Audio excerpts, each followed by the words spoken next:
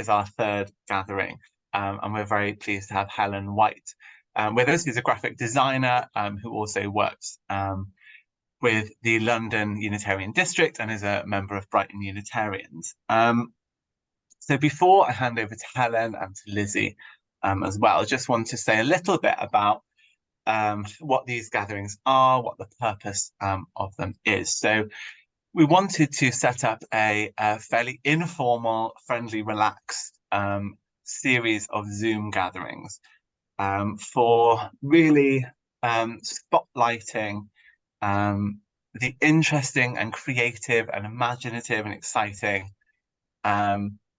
communications that are being put out by our congregations and districts and groups around the country, and sharing them with each other so that we can learn and continue to develop together in what we're doing. So my name's Rory. I'm the communications officer, I should say, for our General Assembly, for our denomination. And my colleague, I'm pointing to my left, but she might not be there on your screen, is Lizzie, who's our congregational connections leader. We both work for Unitarian headquarters, and we're facilitating these sessions.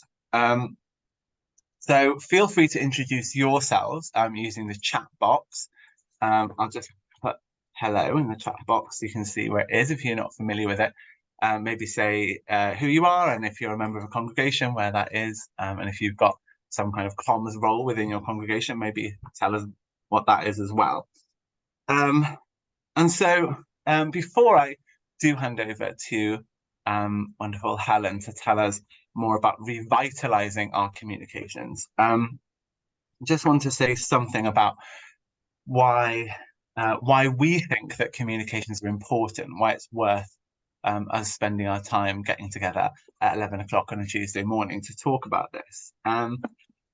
And we know, I hope we all know and share the belief that our congregations and our Unitarian and Free Christian faith is something valuable, something precious. We believe that it's something worth sharing with the world, and we want to extend, excuse me, that welcome to the world. But we're also very aware, of course, that people have to know about us in order to find us. We have a very low profile, we're a very small denomination, so communications are extremely important for us as congregations and as a denomination in how we reach out to people.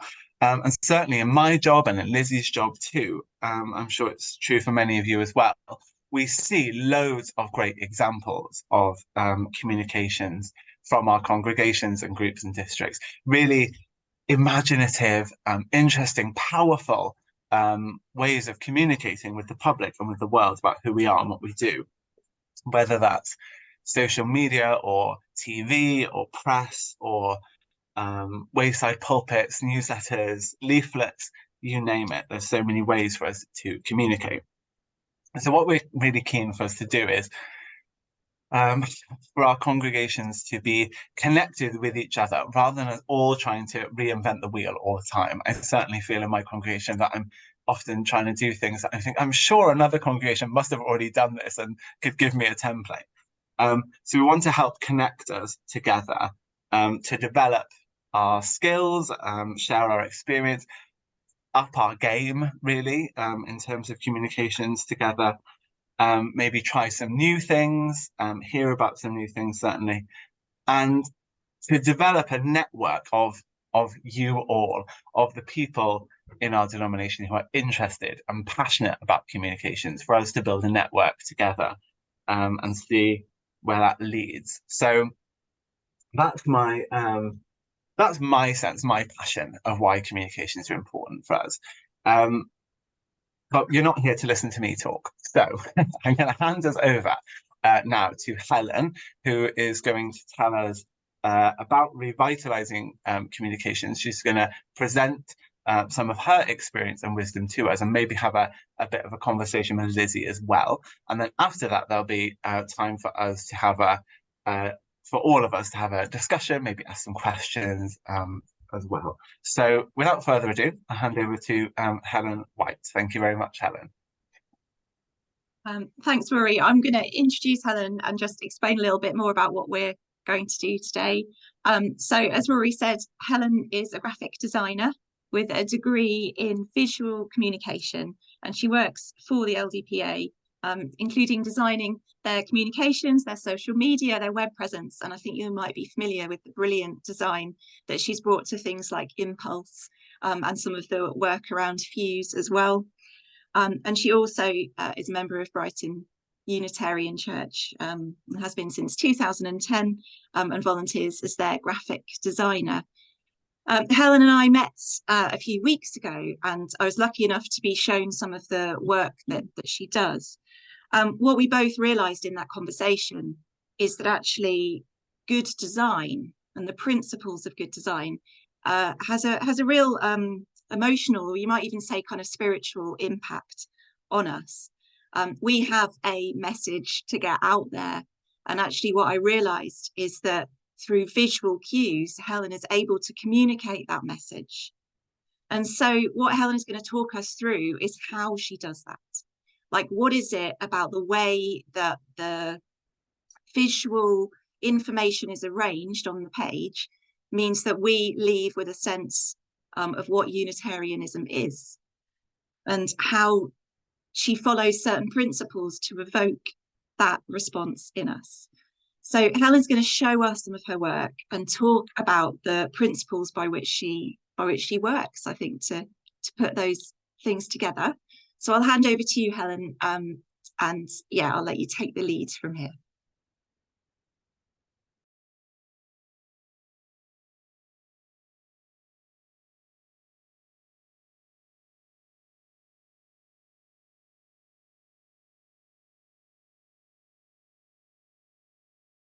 Hi there, everyone. Okay, can everyone see the, oh, goodness me.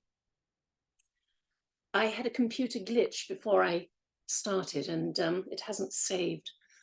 Never mind. It hasn't saved the latest edition.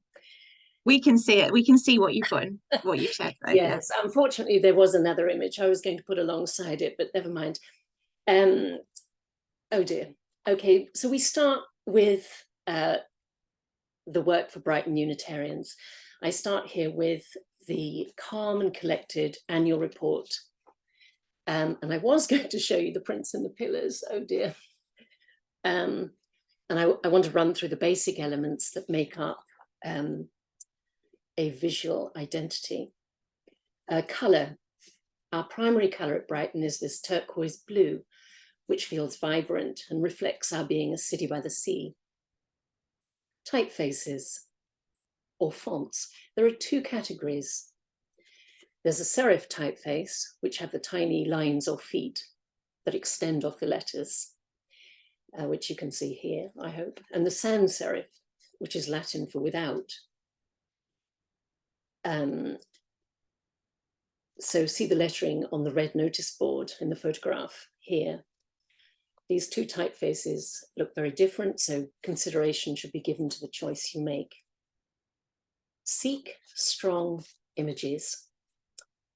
This intriguing view of our church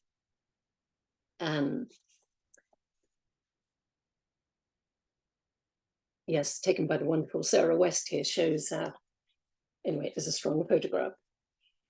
Layout, arranging elements on a page to create a sense of balance. Balance can be described as distributing visual weight evenly through a design to create stability and harmony. Okay, the welcome posters for Brighton and Hastings.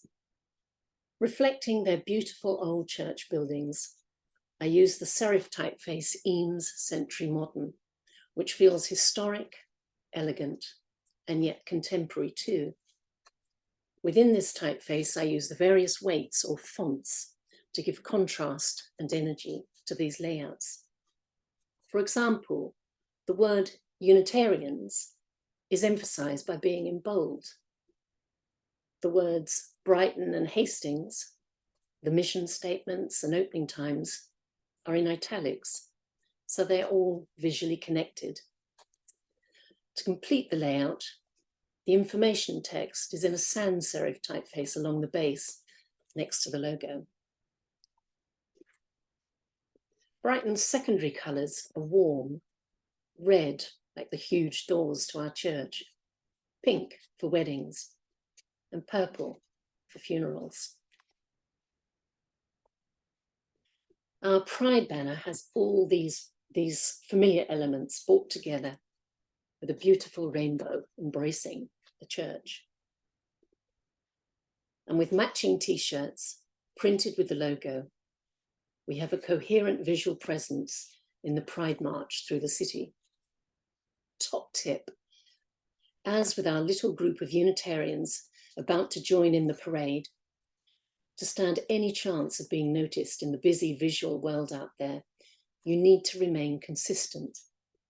It's by sticking to your visual identity that you might stand a chance of being noticed. Now moving on to the work. This is the newsletter Impulse, the quarterly newsletter for the LDPA, Unitarians in London and the Southeast. And it follows the same elements. Colour. I've used a slightly deeper blue alongside orange. Type, the same family of typefaces. And the logo has been brought up to the top to give it more prominence. Image. The main cover image is always important. So on the left, we have a painting from an article in the newsletter about climate change. See how the orange sun reinforces the orange logo. And on the right, a newsletter produced during the pandemic. So for the cover, a screenshot was taken during one of Reverend Daniel Costley's online services. And this image to me feels very poignant. Layout, there are supporting photos to try and entice people to read on. Now, both these covers are promoting Fuse, the Festival of Unitarians in the Southeast, the biggest annual event in our district. For both these covers, I needed to use a photo library for the main image. So on the left, Fuse was online during the pandemic. So I chose an isolated figure walking into the unknown or on a pilgrimage. And on the right, this year, once again, Fuse was in person. So we needed a library photo of the monastery where it was going to be held. Resources to find images. Photo libraries include Shutterstock, which is a subscription library, Creative Commons, which is an international non-profit organization, Picabay or Pixabay, it's a free picture library, and Flickr, although it depends on the image's copyright status. Now for this cover, there was a strong cover photo on the left, which shows our district minister at a demonstration by British church leaders in support of the people of Ukraine. And this whole edition was printed in the Ukrainian colours. And just a note on this sample spread from inside. When you're covering an event like this AGM, try to take a wide range of photos. We had the Rainbows Across Borders chorus to add sparkle. So I was able to create a lively layout using multiple images. And using a coloured background behind the text adds impact too. Oh, I meant to say, sorry. Obviously, for all the copies, the latest copies of our newsletter, they're all on our website. And I could talk a lot more about layout, but that's just a hint. Facebook and the LDPA website similarly follow the same visual identity. Which brings me to Fuse, the last slide. It's the flyer on the left, and I've got the logo on the right. In designing this logo, the same typeface was used, but a very bold font. As well as spelling Fuse, which is really important, I fuse the letters together so they're touching. And then the colours also fuse through the letters. This is meant to represent the fusion of the many ideas within Unitarianism. And I'm just going to finish with a quote from the GA website, which I thought was very popular and pertinent. As well as the words we use, the design, colour, and visual presence say a lot about us. They can draw people in or put them off at a glance. Okay. Thank you so much, Helen, for taking us through just the visual treats of your communications resources.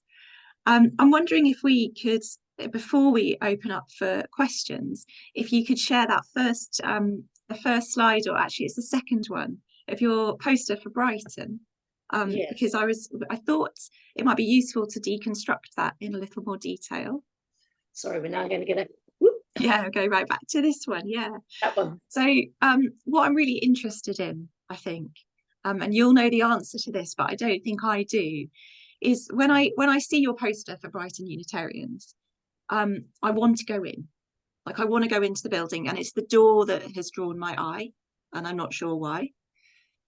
And I also get a sense of kind of freedom, and I wonder if that's the blueness, like the blue sky. And I'm wondering what it is that you've done to evoke a sense of calm, of balance, of sacred space, and of welcome, because I can feel all of that as I look at this. Could you talk us through a little bit more about why I'm feeling that? Yeah, well, the colour, I offered to do the design for Brighton for our then lovely lay leader, Jeff Jones. And I presented lots of colours that I thought he might like. And he chose this one. He said it was beautiful. And he also said he'd have a hissy fit if I used any other colour. So I knew I'd chosen the right colour. Well, hopefully. So certainly that blue is struck a chord with him and with me. I mean, obviously the church building is a mystery, isn't it? It's a temple. It's very iconic, and of course it has those red doors. So I've used that same red as the secondary colour in the logo, and little bits of typeface. I mean, I think Eames. So I think a serif typeface, and particularly this one, is beautiful.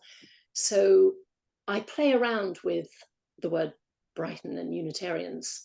So Brighton is sort of attached to the word Unitarians in a secondary role. Oh, anyway, it just seems very pleasing somehow. It does, yeah. So yeah, it's this sense of balance, a sense of it feels safe as well. I think because everything's so well controlled on the page, it kind of makes you feel like you're walking into a safe space. I think there's something about using that building. You almost use it as a logo, don't you? Yes. Like it's in a number of it's almost like part of your branding. And it feels really important to highlight what you said about branding being consistent. Like you don't need to change something every time. In fact, actually, you'll be more recognizable if you keep your logos, you keep your color, you keep your fonts. And that felt really important to shed light on that.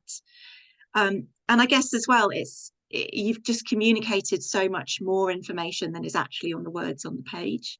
And it feels really important to highlight that too. Not to mention the fact that you've told everyone where it is. It's a very recognizable building. And anyone who walks past will now know what's happening right there. And yes, of course, if I hadn't actually realised that you've picked up the red of the door in the chalice, and so you're kind of saying, look, here, this is this. No wonder it drew my eye, I think. That was my kind of first response as a question. But I think now, if you're happy to stop screen sharing, we could open this up to hear a little bit more from other people